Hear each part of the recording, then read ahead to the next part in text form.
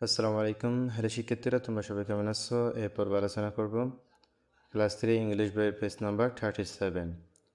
Page number 37 এখানে আছে দেখো সিম্পল কমান্ডস, সহজ আদেশসমূহ। আমরা আজকে আলোচনা করব সিম্পল কমান্ডস। এখানে ইতিহাসে দেখো নাও, এখন কমপ্লিট দ্য কমান্ডস, নির্দেশনাগুলো সম্পন্ন করো। ফর দ্য এক্সারসাইজ শোন ইন দ্য পিকচার, ছবিতে দেখানো ব্যায়ামগুলোর জন্য।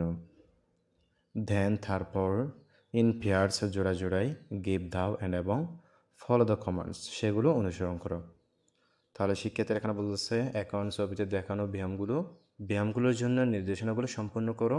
দেন তারপর জোড়ায় জোড়ায় একে অপরকে নির্দেশ দাও এবং সেগুলো অনুসরণ করো। এটি হচ্ছে এক্সারসাইজ 3, অনুশীলন 3। আমরা এই শূন্যস্থানগুলো পড়বে শিক্ষার্থীরা, এবং এটি কী করতেছে তার সম্পর্কে জানবো। তাহলে চলো শিক্ষার্থীরা এগুলো আমরা অর্থ সহ জেনে নিই। প্রথমে আমরা লিখবো এখানে কিপ ইউর হেড আপরাইট, তোমার মাথা সোজা রাখো।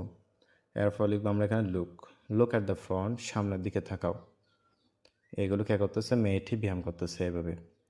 এরপর আমরা এখানে লিখবো কিপ ইউর ব্যাক স্ট্রেট, তোমার পিঠ সোজা রাখো। এরপর আবার লিখবো আমরা এখানে keep your hands on West, তোমার হাত কোমরে রাখো। এরপর আমরা এখানে লিখবো আবার keep your left leg forward, তোমার বাম পা সামনের দিকে রাখো। এরপর আমরা এখানে লিখবো কিপ ইউর রাইট নি স্টিল, তোমার ডান হাঁটু স্থির রাখো। তাহলে শিক্ষার্থীরা তোমরা এগুলো ভালোভাবে দেখে নিবা এবং তোমরা এই গুরুত্বপূর্ণ ওয়ার্ডগুলো জেনে নাও।